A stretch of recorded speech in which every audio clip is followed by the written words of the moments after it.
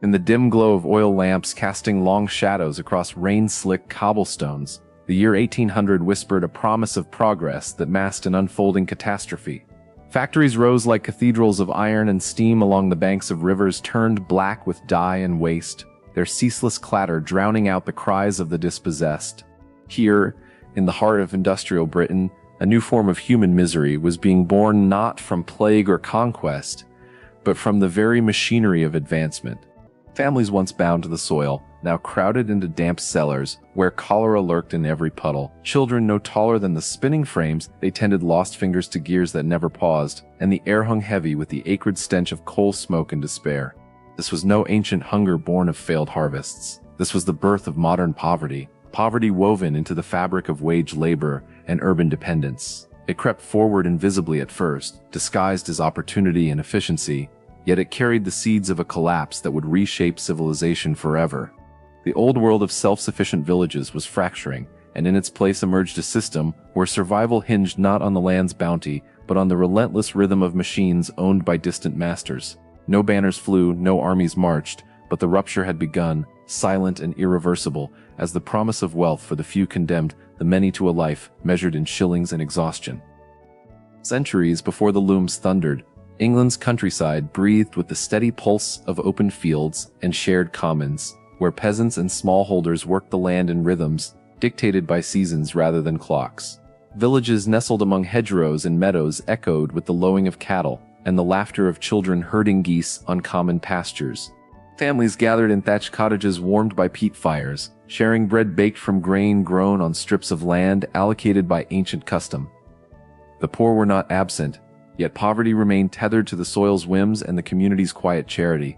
A bad harvest might bring hardship, but the commons offered grazing for a cow, wood for fuel, and the right to glean after the harvest. Lords and tenants coexisted in a fragile balance, their lives intertwined with the land that sustained them all. The air carried the scent of turned earth and wood smoke, and at night the only sounds were the distant call of owls and the soft murmur of families recounting tales by candlelight. This was the world before the collapse, a world where survival felt rooted in something eternal, where the line between rich and poor blurred in the shared labor of the harvest. Yet beneath this surface of routine lay forces gathering strength, invisible pressures that would soon shatter the fragile harmony of agrarian life and hurl thousands into the unknown.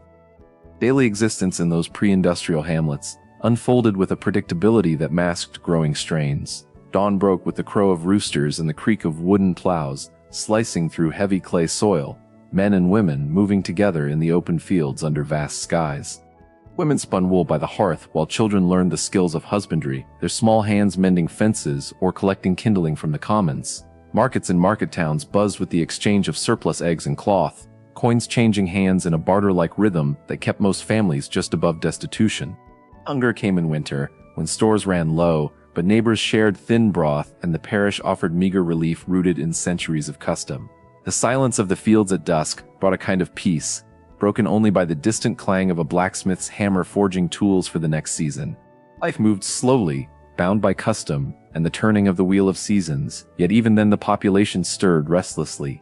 More mouths demanded more food, and the land, long divided by tradition, began to feel the weight of numbers that traditional methods could no longer sustain. No one yet spoke of crisis, for the routines held firm, the routines of sowing and reaping that had defined existence for generations. But the invisible hand of change was already at work, reshaping the very ground beneath their feet.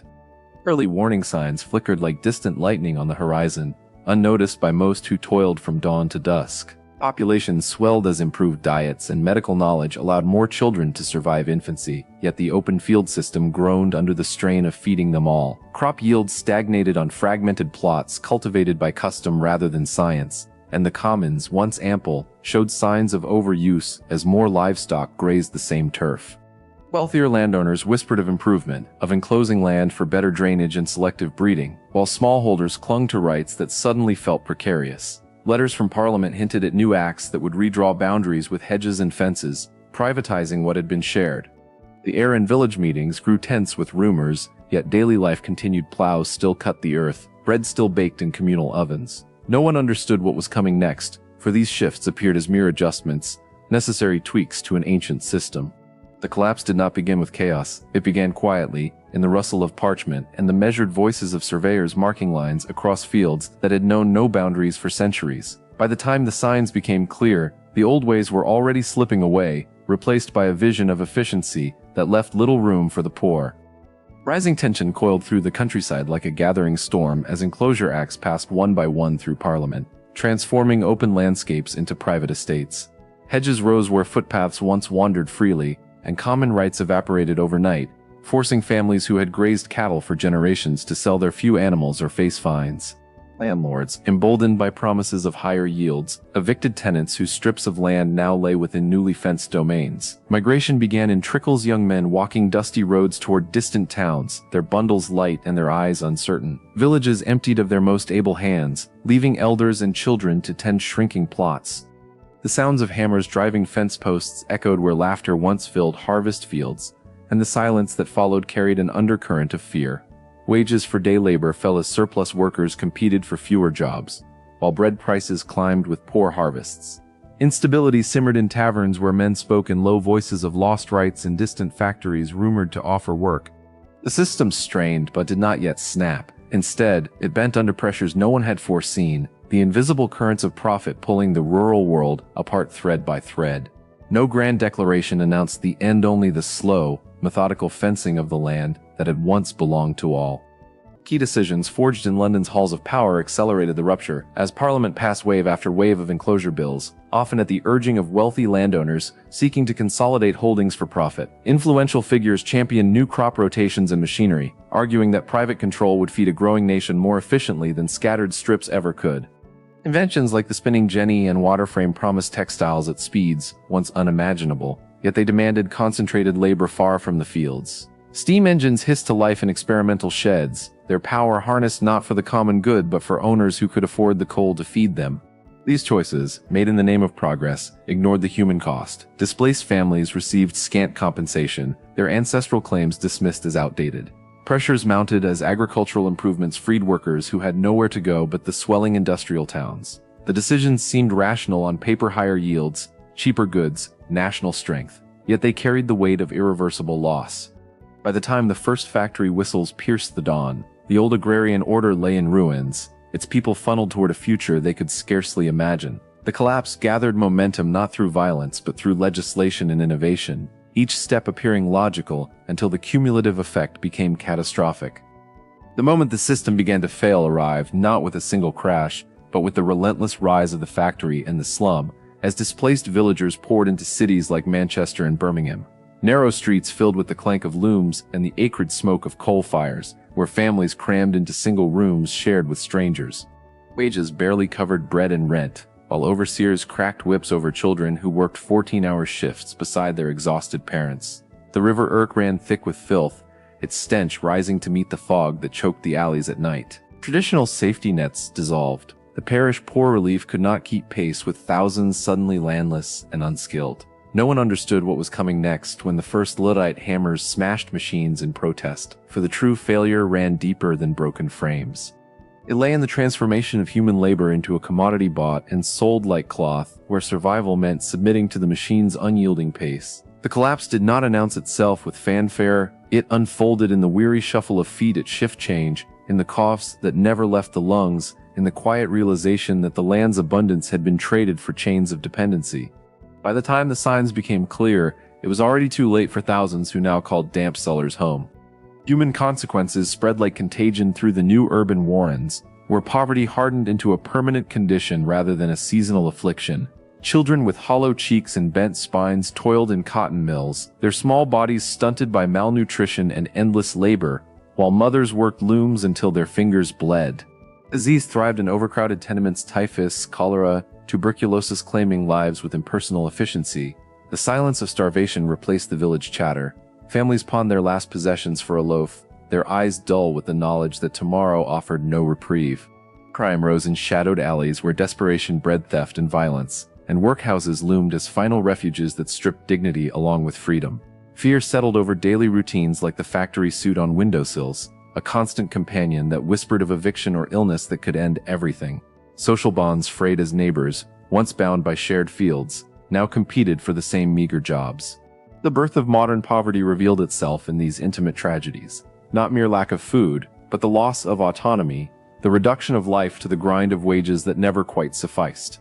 The system's failure etched itself into the bodies and spirits of those it claimed, turning progress into a daily sentence of endurance. Social breakdown accelerated as unrest boiled over in strikes and riots that shook the industrial heartlands, yet authorities responded with troops and new laws that further entrenched the divide. Chartist petitions for reform gathered thousands of signatures from workers demanding the vote and fairer conditions, only to be met with rejection and imprisonment. The air in meeting halls crackled with anger and despair, voices hoarse from shouting over the din of machinery that continued unabated. Families splintered under the strain, fathers leaving for distant work, mothers turning to piecework at night, children fending for themselves in the streets. The collapse manifested in the erosion of trust, in the growing chasm between owners who profited from the mills and the hands that kept them running. Philanthropists and reformers documented the misery in reports that shocked polite society, yet change came slowly, grudgingly. By the mid-19th century, the old rural world had vanished, replaced by a landscape of brick and iron, where poverty was no longer a shared fate but a structural feature of the new economy. The moment of rupture had passed, leaving behind a society fractured along lines of class and dependence that would define the modern age. Long-term historical impact rippled outward from Britain's factories to the far corners of empire and beyond, embedding modern poverty into the global economic order that emerged in the 19th and 20th centuries. Colonial expansion carried the factory model abroad, where indigenous lands faced their own enclosures and displaced populations fed new industries. Welfare systems arose in response. Poor laws reformed, unions legalized, public health measures enacted, yet the core dependency on wage labor remained, a legacy of that original collapse. Cities worldwide swelled with migrants chasing the same illusory promise, their slums mirroring Manchester's dark legacy. Inequality persisted even as overall wealth grew, for the system born in those early mills rewarded capital far more than the hands that built it. Historians later debated the balance of misery and advancement, but the irreversible truth endured. The birth of modern poverty had severed humanity's direct tie to the land, binding survival to markets and machines that operated beyond individual control. The rupture reshaped not only Britain but the trajectory of civilization, planting the seeds of both unprecedented growth and enduring structural want that echoed into the present. Even now, as the echoes of those first steam engines fade into history's distance, the birth of modern poverty lingers like a shadow cast across our world of glass and steel. The collapse that began in England's fields and factories did not end with the Victorian Age. It evolved, spreading through globalization and technological waves that continue to displace and redefine labor. In quiet moments, one can almost hear the distant clatter of looms and the muffled coughs of those who paid the human price for progress. The system that once promised liberation from the soil's uncertainties delivered instead a new form of bondage, where poverty is measured not only in coins, but in the quiet erosion of dignity and security. We live in the long shadow of that rupture, our cities still divided by the same invisible fences that once enclosed the commons. The story serves as both warning and mirror, reminding us that great transformations carry hidden costs measured in generations of lives reshaped by forces few foresaw. The collapse did not begin with chaos, it began quietly, in the name of improvement, and its consequences still whisper through the routines of daily existence, urging us to remember how easily the familiar world can slip away into something harsher and more unforgiving.